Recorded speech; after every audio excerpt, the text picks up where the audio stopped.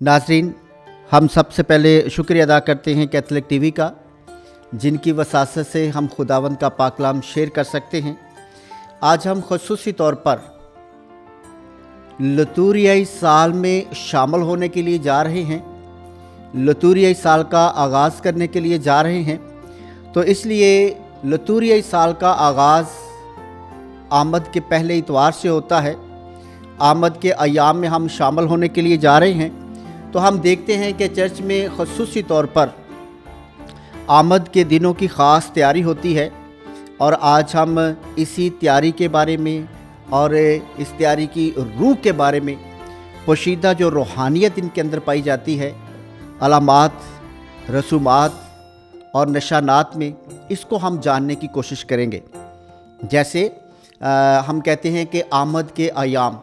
तो लफ्ज़ आमद जो है उसकी रूह के अंदर जो है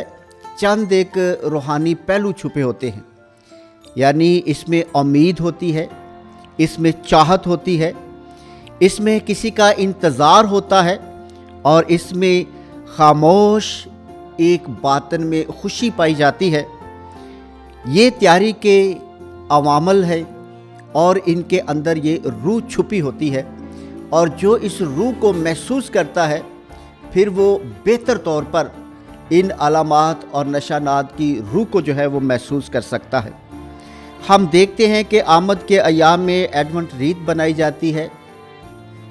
एक माला बनाई जाती है जिसके ऊपर जो है वो 4 मोमबत्तियाँ रोशन की जाती हैं। सबसे पहले हम इसको चंद एक सवालों से सीखेंगे कि आखिरकार हम ये माला बनाते ही क्यों हैं, इसकी ज़रूरत क्यों महसूस होती है, क्यों ये गिरजाघरों में बनाई जाती है। तो इसको समझने के लिए हम सबसे पहले जानते हैं कि इंसान जो है खुदा ने उसे हवासे खमसा दिया है, और हवासे खमसा यानी देखना, छूना, चखना, सूंघना और सुनना, ये 5 जो हैं हवास दिए हैं जिनके सबब से इंसान किसी चीज़ को जान सकता है। और जितना ज़्यादा जिस चीज़ में हमारे हवास जो है वो शामिल होते हैं, उतना ही बेहतर तौर पर जो है हम जो है वो किसी चीज़ को जान सकते हैं, समझ सकते हैं। तो इसलिए चूँकि एक ख़ास हिस्सा है देखना, तो इसलिए ये चीज़ें जो हैं वो अलामात, निशानात जो हैं वो गिरजाघर में रखे जाते हैं, क्योंकि हम जानते हैं कि इंसान सुनने से सीखता है, और उससे ज़्यादा बेहतर तौर पर देखने से सीखता है, और फिर उससे भी ज़्यादा बेहतर तौर पर इंसान ख़ुद जो है वो अमली तौर पर कोई काम करने से सीखता है। तो इसलिए हम देखते हैं कि जब ये रीत बनाई जाती है, एडवेंट रीत बनाई जाती है, तो हम देखते हैं कि इंसान जो है वो प्रैक्टिकल तौर पर जो है बहुत करीब होकर जब इन अलामात को छूता है या इसको बनाने में हिस्सादार बनता है, तो बेहतर तौर पर समझता है कि कलीसिया क्या समझाना चाहती है, या लतूरियाई कलाम जो है किस तरह से हम उसको करीब होकर समझ सकते हैं। फिर हम देखते हैं कि इसमें बहुत से रंग भी इस्तेमाल होते हैं, क्योंकि हम देखेंगे कि एडवेंट रीत जो है उसके अंदर सब्ज़ रंग होता है, उसके अंदर फूल होते हैं, उसके ऊपर जो है जो मोमबत्तियाँ जलाई जाती हैं उनका रंग जो है वो जामनी होता है, एक जो है वो पिंक कलर की होती है। तो ये मुख्तलिफ रंग जो हैं वो इस्तेमाल होते हैं। तो ये रंग क्यों इस्तेमाल होते हैं, रंगों का क्या मतलब है? तो हम जानते हैं कि इंसान जो है वो रंगों से मुतासर हुए, या रंग जो हैं उससे मुतासर हुए बगैर इंसान नहीं रह सकता। रंग जो हैं वो इंसान को मुतासर करते हैं, और इन रंगों के मुख्तलिफ जो हैं वो ख़ुसूसियत होती है, इनके ख़ास मायने होते हैं। आज जो है वो हम उसको भी समझने की कोशिश करेंगे, क्योंकि इंसान के एहसासात, जज्बात जो हैं उस पर ये रंग जो हैं वो असर अंदाज होते हैं। जैसे मोमबत्ती, मैंने आपको बताया कि 3 मोमबत्तियाँ वो जामनी रंग की होंगी। तो जामनी रंग जो है वो तौबा और रियाज़त का निशान है, तौबा और रियाज़त का रंग है। اور یہ شاہی رنگ بھی ہے، شاہی رنگ بھی ہے۔ تو اس لیے ان رنگوں کی جو روح ہے اس کو بھی ہم جو ہے وہ سمجھنے کی کوشش کریں گے۔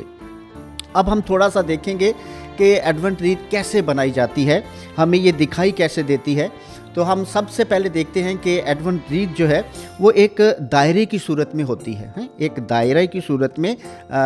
سبز رنگ جو ہے اس کو استعمال کیا جاتا ہے۔ عام طور پر سرو جو ایک درخت ہے جو سدا بہار ہے، جو سردیوں میں بھی سبز رہتا ہے، گرمیوں میں بھی سبز رہتا ہے، مرجھاتا نہیں، تو اس کے پتوں کو، اس کی ٹہنیوں کو جو ہے وہ استعمال کیا جاتا ہے اور ایک دائرے کی صورت میں جو ہے وہ ایڈونٹ ریت بنائی جاتی ہے۔ جو دائرہ ہے اصل میں یہ خدا کی وحدانیت کو ظاہر کرتا ہے کہ خدا واحد ہے اور اس کی ذات جو ہے اس کا کوئی شریک نہیں ہے، بلکہ خدا اپنی ذات میں خود ہست ہے اور وہ مالک ہے۔ اور اس کے ساتھ ساتھ ہم دیکھتے ہیں کہ اس کا کلر جو ہے وہ سبز ہوتا ہے۔ سبز رنگ جو ہے یہ زندگی کی علامت ہے اور کائنات کی زندگی کی علامت ہے۔ اور اس کے بعد ہم دیکھتے ہیں کہ اس دائرے کو مختلف پھولوں کی پتیوں سے سجایا جاتا ہے، جس طرح سے خدا نے کہا کہ یہ ساری کائنات ہے انسان کے سپرد کی گئی کہ تو اسے اور زیادہ خوبصورت بنائے۔ تو یہ ساری چیزیں جو ہیں وہ کائنات کو ظاہر کرتی ہیں، جو کلر ہے، پھول ہیں، پتیاں ہیں، اور دائرہ جو ہے وہ خدا کی ذات کو، خدا کی وحدانیت جو ہے اس کو ظاہر کرتا ہے۔ پھر ہم دیکھتے ہیں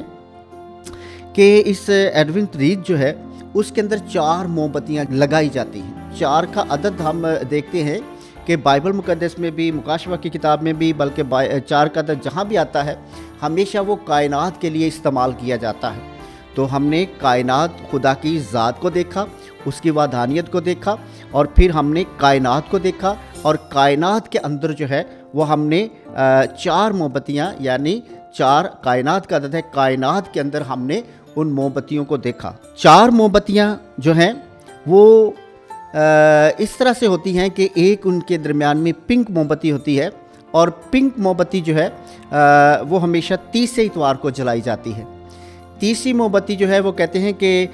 آمد کے ایام میں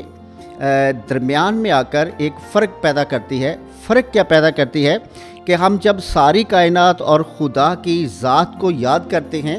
تو کہتے ہیں کہ اس کے اندر ہم 2 طرح کی آمد جو ہے اس کو ہم یاد کرتے ہیں، اس کو ہم محسوس کرتے ہیں، اس کے ہم گواہ ہوتے ہیں۔ ایک آمد یسوع مسیح آمد ثانی میں آئے گا۔ آمد ثانی جب وہ اپنے فرشتوں کے ساتھ، اپنے جاہ و جلال کے ساتھ آئے گا،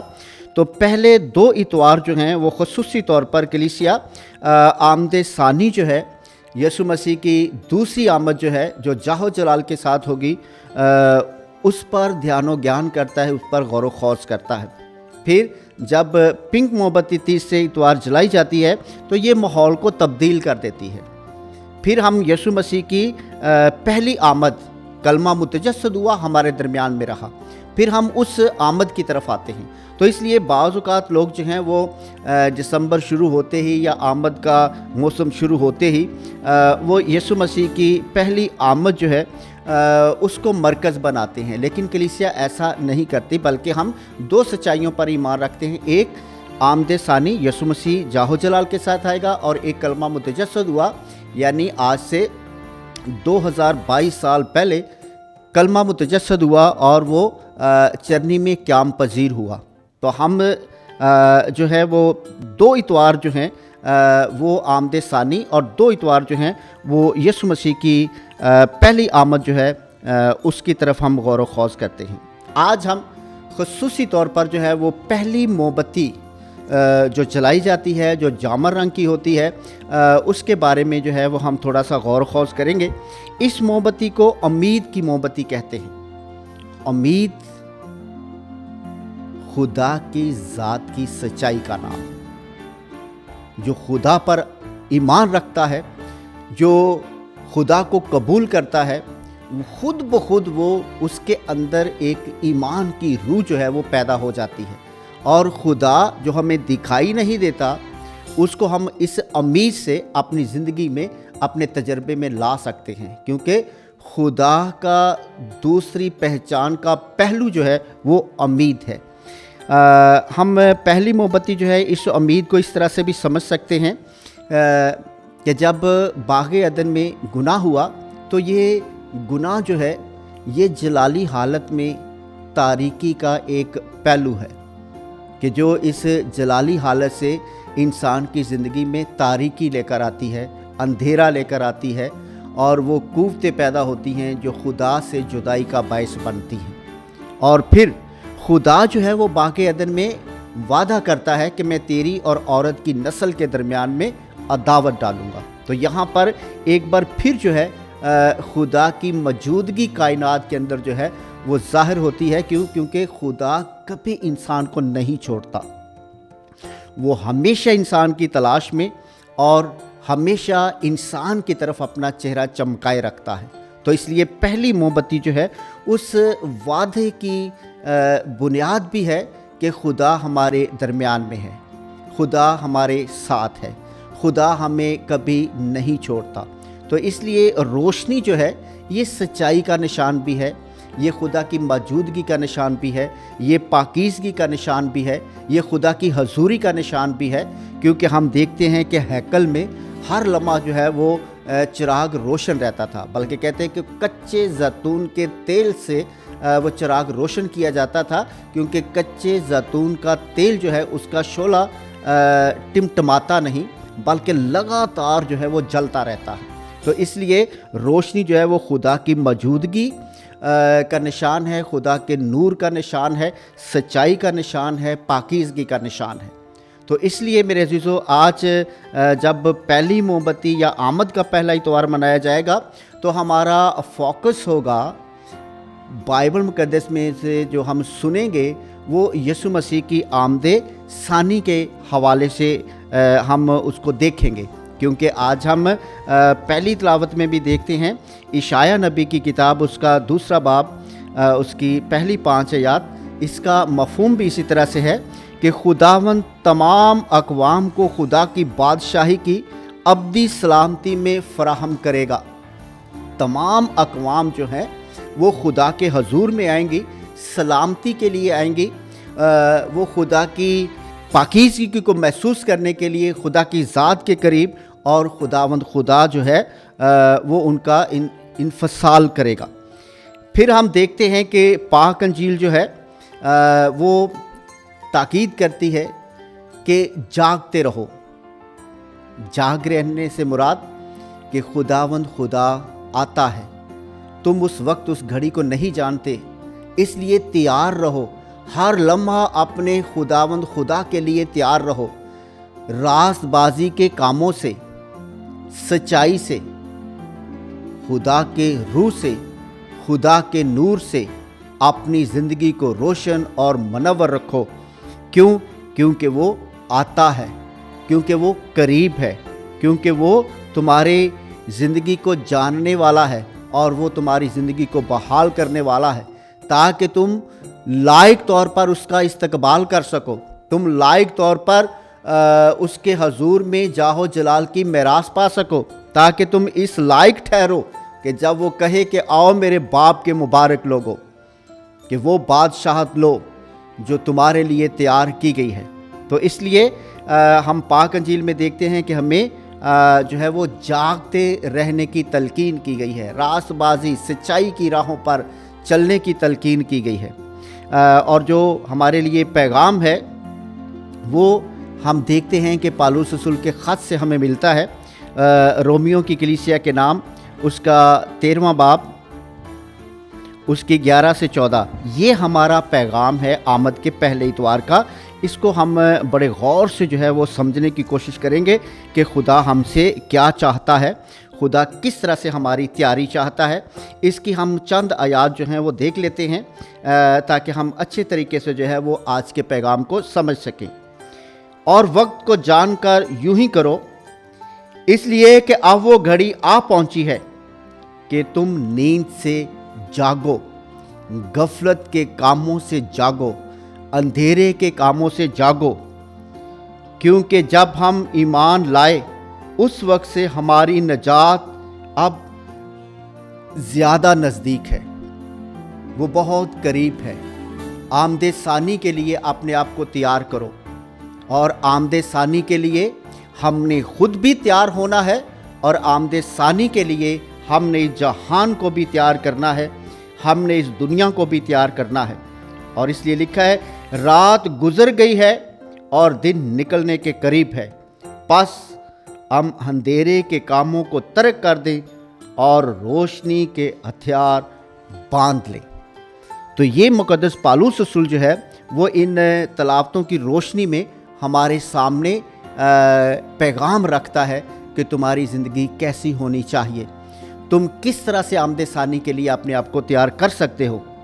क्यों? क्योंकि हम जानते हैं कि पुराने अहद में इशाया नबी जो है वो यूहन्ना इस्तबागी का किरदार अदा करता है, लोगों को खुदा के लिए तैयार करता है कि जब बनी इसराइल कौम जो है वो रहाई पाकर आती है,